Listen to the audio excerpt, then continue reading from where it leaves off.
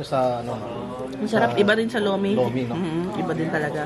Parang creamy siya na ma-egg. ano no? Creamy na parang milky na parang ma-egg. Kung ma-explain, ang sarap.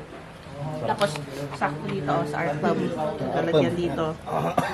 Si mama nagawa na siya ng sausawan niya. Oh.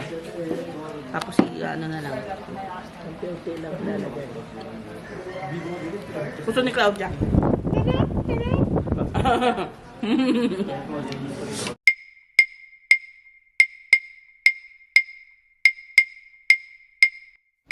Dito sa bayan ng Claveria ay matatagpuan ang kilalang pagkain sa kanilang lugar.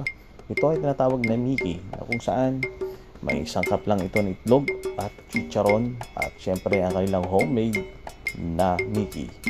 Ito ay kulay orange at mamaya makikita nyo sa mga susunod na videos ay susubukan namin ang pagkain tinatawag lang Mickey na talaga namang dinarayo pa ng mga lokal dito para lang matikman ang masarap at mainit na Mickey ng Claveria.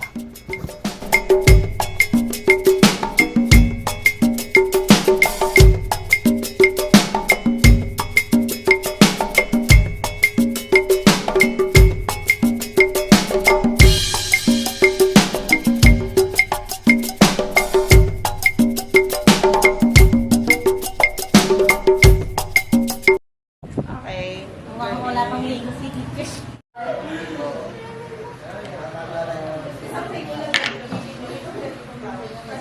Dato overload. Dato bigyan mo tayo. Oh, na-video ako na yan. Ayan o. Ang Mickey Overload with 2 eggs.